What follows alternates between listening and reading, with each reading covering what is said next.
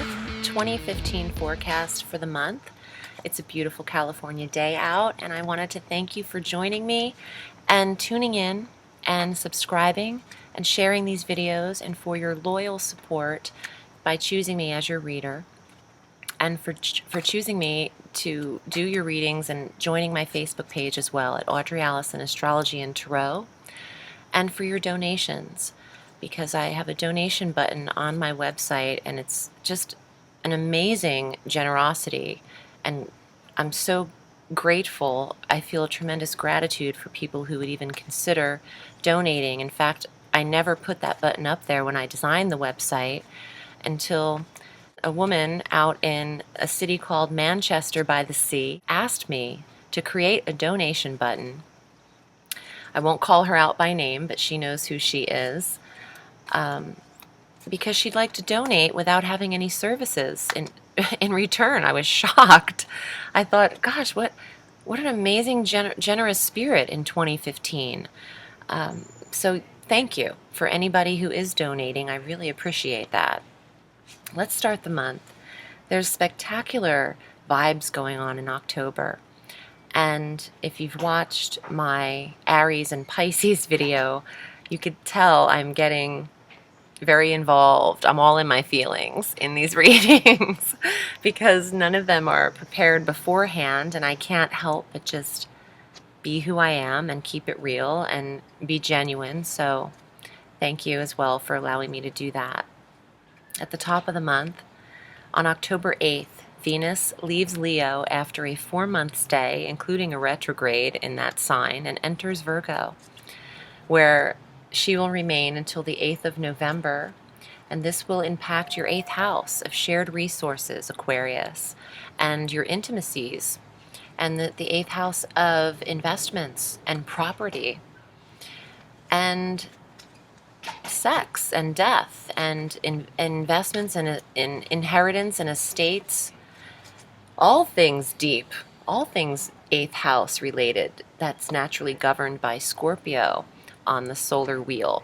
But for you, this Venus transit, Venus is also money, in addition to love. Entering the 8th house of investments is pretty spectacular for that period of time through the 8th of November.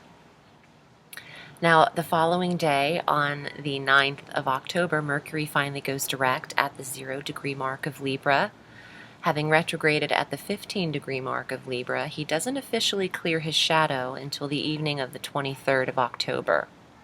But it is safe to say Mercury is direct on the 9th, so your 9th house of long-distance travel is smooth sailing, and your metaphysical self, your higher learning, your education, your certifications, your communications within those, and the ability to study has been now spectacular.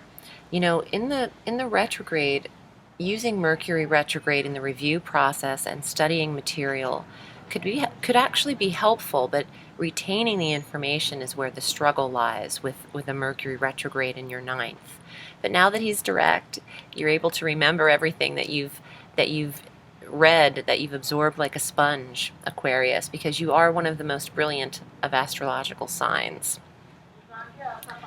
So it's also great for taking trips at that time, going the distance. On the 11th, there's an aspect that's just really spectacular, and it affects the rest of the month.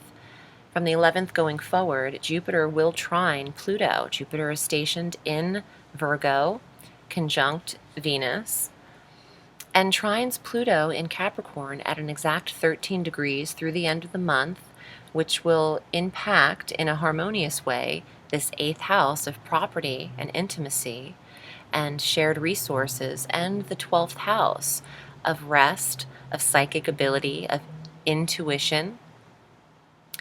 The 12th house is vast. It covers a lot of mysterious feelings and deeper private realms. It's the house of inner thoughts and reflection. So Jupiter is expansion and luck and faith and optimism and having a really positive, happy attitude, which is always the way to go in order to achieve your goals. You have to keep the thought in the positive place. Otherwise, you're working against yourself. And I know that's hard to do because life is overwhelming, but if you think of life as not a linear place to be, but just as an awareness, a conscious awareness in the present moment, then it's not as overwhelming because you really are only dealing with the moment that you are in. So this trine has flirty little planets of action that will be trickling in around this exact 13-degree mark. So you have the expansion of Jupiter in the property sector, and you have Pluto, the intensity in the psychic sector. You're getting aware, you're getting downloaded with right instinctual energies of where to go, where to invest and how to invest, what to buy and what not to buy, and who to believe in and who not to believe in. Since Venus and Mars are now in Virgo, there is action in this sector next to the expansion. They're all conjunct. There's a smoothing over. There's awareness. There's stamina and energy in this 8th house for you, Aquarius. On the following day, on the 12th, we have our new moon.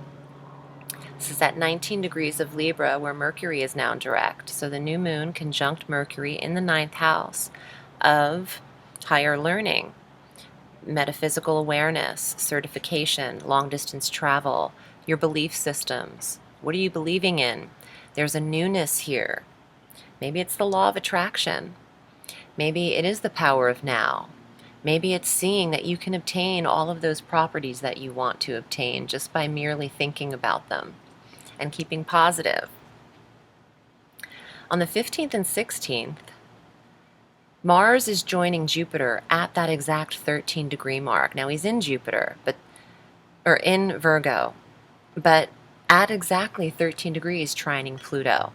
So that's some special little sweet energy. Mars is like, I'm referring to him as like the younger kid brother or the younger cousin who's like tugging at the big jovial uncle saying, come on, we've got stuff to do. You've got to work fast. You've got to expand things quickly, Jupiter. You've got to get your luck on. You've got to get that wheel of fortune going. And Mars is, a lot speedier than Jupiter, and Jupiter's like just sitting there completely blowing up, puffing up his chest and getting things done, but Jupiter moves a little more slowly than Mars. But this is magnificent energy, magnificent Jupiter energy, Mars.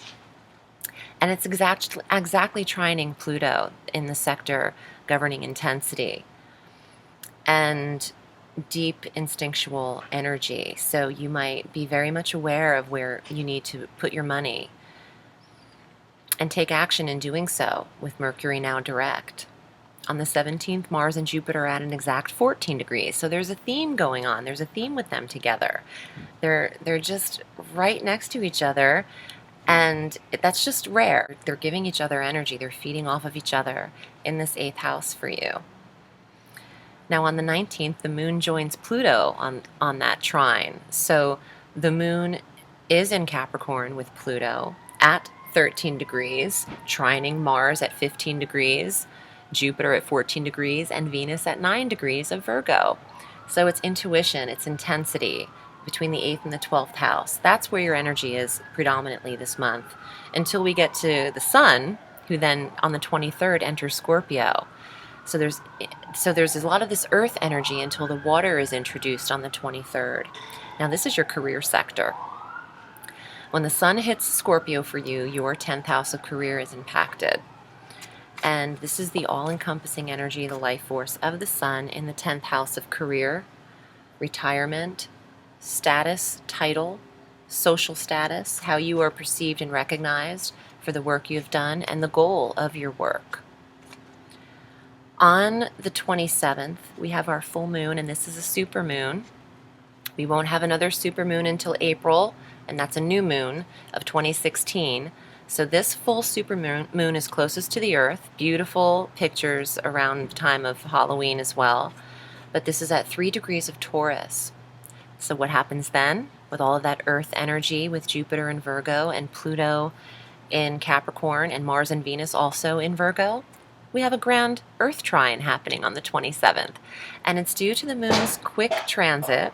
The full moon in Taurus will ignite that between the 4th, 8th, and 12th house. So the 8th and 12th house we discussed earlier, but the 4th house is the house of home. So you can add the 4th house of home to the property sector, to the shared resources and intuition. And this is stability. The earth is grounding, stable energy. It's not as flighty and feisty as the fire sign trine energy that we were dealing with all of last year. This is grounding. A lot of you Aquarians are planting roots. A lot of you Aquarians are getting property and homes and getting spiritual, getting grounded with your roots, maybe not literally, but metaphysically, with family and who and where you come from. I wanted to talk about the last day of October. Happy Halloween, happy Samhain, whatever you're into. Now, after that sun enters Scorpio, that's going to ignite water energy and a trine eventually between Neptune in Pisces. So, the sun will be trining Neptune in Pisces, but the moon also transits into Cancer on the 31st. So we end the month with a grand water trine, right from earth to water. A new element is in the picture. So this will impact the 6th house of work, daily routine, health, the 10th house of career again, and the 2nd house of money.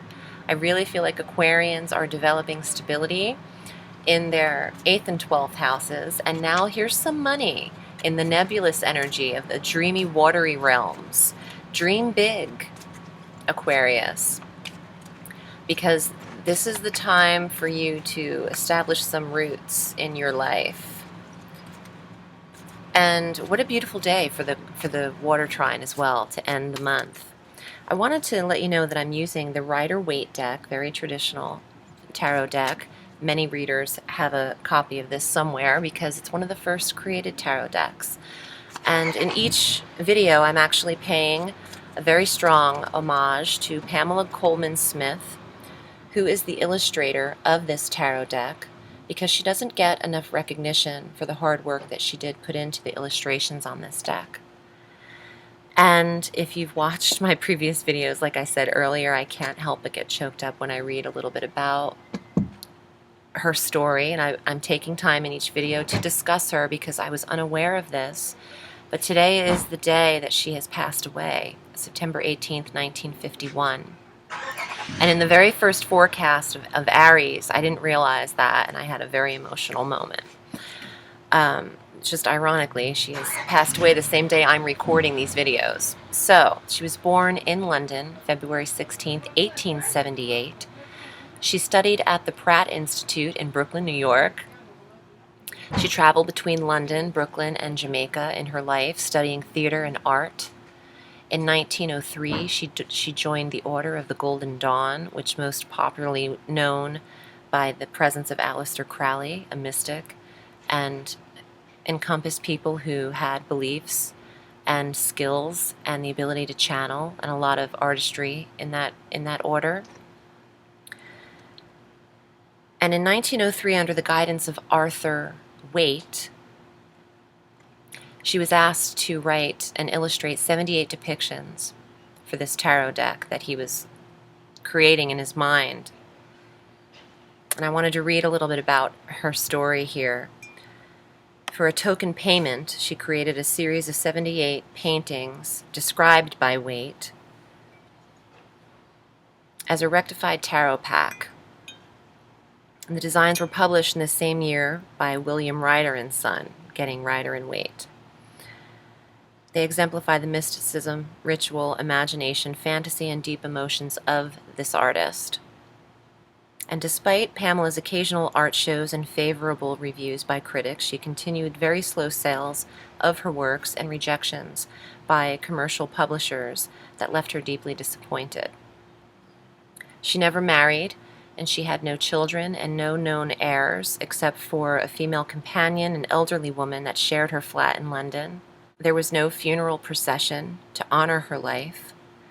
There was no memorial service to touch upon the impact her work would one day have upon her admirers. They claim that she died disappointed that her paintings and writings failed to achieve success, yet she never stopped believing in herself. And Pamela Coleman Smith would all but be forgotten except for these 78 tarot paintings that she created, known as the Rider-Waite deck. She would no doubt be astonished and gladdened to know that today the deck touches the hearts and emotions of millions of people. So, I am honoring her today, her life, as well as her death, by using the Rider-Waite deck that she has so beautifully illustrated and that has never changed in its depiction other than some brightening of colors that you'll notice. But I picked this deck up from New Orleans in the French Quarter, and I'll be using it today to let Aquarians know what their October forecast holds. And if you'd like to book with me, my name is Audrey Alison, and I read all through the week. You can reach me at audreyalison.com. And I'm also appearing on October 15th, again, as a special guest on the Goddess Alive radio show, where you can call in and receive a free tarot taster with me on the air live. And there'll be more details regarding that on my Facebook page, Audrey Alison, Astrology and Tarot. Aquarius, here are your cards for October 2015.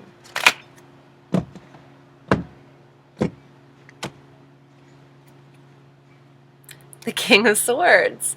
Well, this is you. This is the card that represents Aquarius. I feel so blessed to use this deck right now. I really feel the presence and energy of Pamela. Aquarius, you are your own leader coming up in October. There's no one thinking more clearly than you right now. Just remember that. Next card, Ace of Swords, positive thinking. This is everything I just discussed in your reading. In fact, I wanted to say this card early, but I just didn't want to get ahead of myself. Positive thinking, good intentions, keeping your thought right here, focus, determination, very swift decision-making processes. Brilliant. And the swords represent the air sign, which you are, Aquarius. Even though in the tarot, the star card represents Aquarius and there's a depiction of the water bearer, you're not a water sign, you're an air sign, so don't let anyone tell you differently. Now, the Queen of Cups, this has come up a lot, and it's symbolizing the grand water trine and the 8th and 12th house of intuition and using your inner guidance to help you, to help guide you with the right choices. Also, with Mercury direct at the top, retrograde at the top of the month, it's really good to remain inward and not take action until after the 9th. But it's your psychic ability, and it's very clear thoughts. These cards are very sharp-minded cards. Ooh, more swords. The 5 of Swords. Now, you could get into a little competition when it comes to bidding for these properties, or bidding for what is rightfully yours. I want to say properties in the 8th house. I want to say investments or getting loans. There's a little bit, oops, sorry, I dropped that. Pardon me, I'll be right back. Okay, there's a little bit of competition around you with the 5 of Swords. But you know, I said this in another forecast, and I'm going to say it again because I feel like there's a running theme with this. Nothing, well, no, I didn't say this, but I want to say, I'm getting that nothing that's going to happen that shouldn't be happening. So you really can remove any worry about competitors because thoroughbreds don't run races with fillies. That's something I said in another reading, and that's just something I've been getting in 2 readings. But it's true. There are really no competitors or competition when you know you're running a race without any true competitors.